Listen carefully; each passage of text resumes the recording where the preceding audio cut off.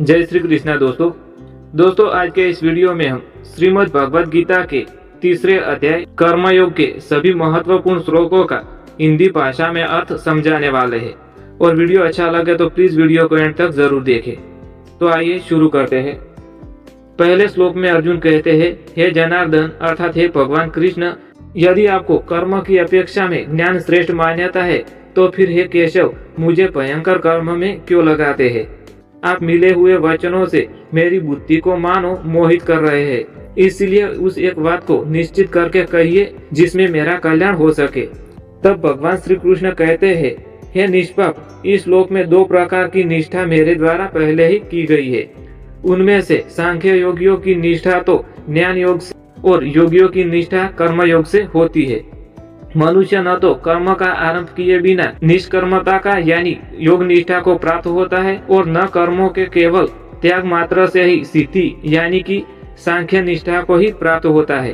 श्री कृष्ण आगे कहते हैं, निस्संदेह कोई भी मनुष्य किसी भी काल में क्षण मात्र भी बिना कर्म किए नहीं रह सकता है, क्योंकि सारा मनुष्य समुदाय प्रकृति जनित गुणों द्वारा परवश हुआ है और कर्म करने के लिए बाध्य किया गया है।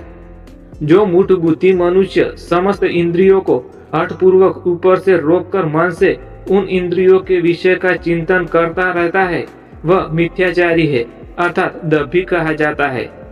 श्री कृष्ण कहते हैं कि हे अर्जुन, जो पुरुष मन से इंद्रियों को वश में करके अनासक्त हुआ समस्त इंद्रियों द्वारा कर्मयोग का आचरण करता है वही श्रेष्ठ पुरुष है। आगे श्री कृष्ण कहते हैं, तू शास्त्र विहित कर्तव्य कर्म कर, क्योंकि कर्म न करने की अपेक्षा में कर्म करना श्रेष्ठ होता है तथा कर्म न करने से तेरा शरीर निर्वाह भी सिद्ध नहीं हो पाएगा। यज्ञ के निमित्त किए जाने कर्मों के अतिरिक्त दूसरे कर्मों में लगा हुआ ही यह मनुष्य समुदाय कर्मों से बंधा हुआ होता है।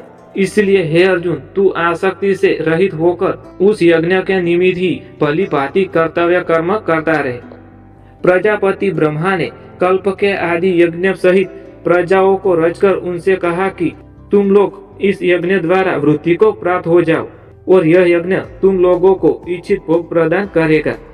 भगवान श्री कृष्ण कहते हैं, जो प्रजापति ब्रह्मा ने कहा था तुम लोग इस यज्ञ के द्वारा देवताओं को उत्पन्न करो और वे देवता तुम लोगों को उन्नति कराएंगे।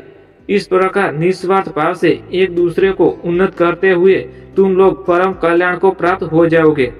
यज्ञ के द्वारा बढ़ाए हुए देवता तुम लोगों को बिना मांगे ही इच्छित भोग निश्चित करते रहेंगे।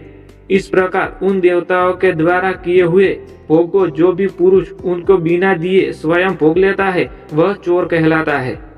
अगर देवता आपको कोई भी भोग दे तो आपको पहले वो भोग देवताओं को लगाना चाहिए, फिर ही आपको स्वयं भोगना चाहिए। यज्ञ से बचे हुए अन्न को खाने वाले श्रेष्ठ पुरुष सब पापों से मुक्त हो जाते हैं और पापी लोग अपना शरीर पोषण करने के लिए ही अन्न पकाते हैं, वे तो पाप को ही खाते हैं। संपूर्ण प्राणी जगत अन्न से उत्पन्न होता है। अन्न की उत्पत्ति वृष्टि से होती है, वृष्टि यज्ञ से होती है और यज्ञ विहित कर्मों से उत्पन्न होने वाला है। कर्म समुदाय को तू वेद से उत्पन्न और वेदों को तू अविनाशी परमात्मा से उत्पन्न हुआ मान। इससे सिद्ध होता है कि सर्वव्यापी परम अक्षर परमात्मा सदा ही यज्ञ में प्रतिष्ठित होते हैं। हे पार्थ, जो पुरुष इस लोक में इस प्रकार परंपरा से प्रचलित सृष्टि चक्र के अनुकूल नहीं बरतता अर्थात अपने कर्तव्य का पालन नहीं करता, वह इंद्रियों के द्वारा भोगों में रमण करने वाला पाप युक्त पुरुष व्यर्थ ही जीता है। परंतु जो मनुष्य आत्मा में ही रमण करने वाला और आत्मा में ही तृप्ति रखता है वे आत्मा से संतुष्टि होता है, उनके लिए कोई कर्तव्य नहीं होता है। इसलिए तू निरंतर आसक्ति से रहित होकर सदा कर्तव्य कर्म को भली भांति करता रह, क्योंकि आसक्ति से रहित होकर कर्म करता हुआ मनुष्य परमात्मा को प्राप्त हो जाता है। जन कादि ज्ञानी जन भी आसक्ति रहित कर्म द्वारा ही परम सिद्धि को प्राप्त होते हैं। इसीलिए तथा लोक संग्रह को देखते हुए भी तू कर्म करने को ही योग्य है अर्थात तुझे कर्म करना उचित है। श्रेष्ठ पुरुष जो जो आचरण करता है अन्य पुरुष भी वैसा ही आचरण करते हैं। वह जो कुछ प्रमाण कर देता है समस्त मनुष्य समुदाय इसके अनुसार बरतने लगता है। इसलिए हे अर्जुन, मुझे इन तीनों लोकों में न तो कुछ कर्तव्य करना होता है और न ही कोई भी प्राप्त करने योग्य वस्तु अप्राप्य है, तो भी मैं कर्म में बरतता रहता हूँ, कर्म करता रहता हूँ।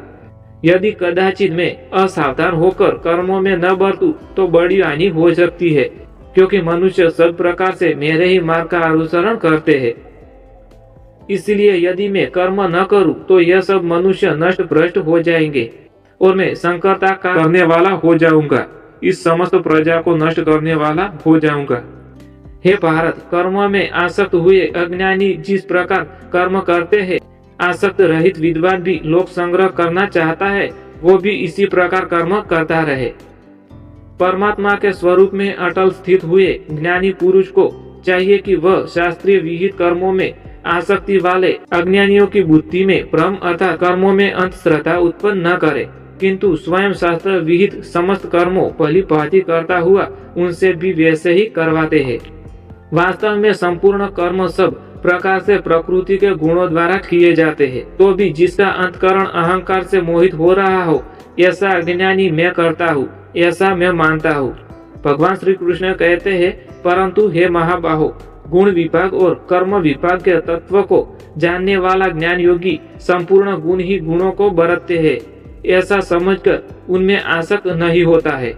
प्रकृति के गुणों से अत्यंत मोहित हुए मनुष्य गुणों में और कर्मों में आसक्त रहता है। उन पूर्णतया न समझने वाले मंद बुद्धि अज्ञानियों को पूर्णतया जानने वाला ज्ञानी विचलित नहीं करता है।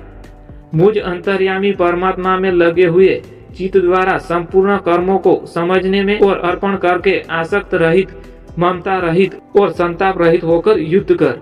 जो मनुष्य दोष दृष्टि से रहित होकर श्रद्धा युक्त होकर मेरे इस मत का सदा अनुसरण करते हैं, वे भी संपूर्ण कर्मों से छूट जाते हैं। परंतु जो मनुष्य मुझ में दोषारोपण करते हुए मेरे इस मत के अनुसार नहीं चलते हैं, उन मूर्खों को तू संपूर्ण ज्ञान से मोहित और नष्ट हुए तू देख।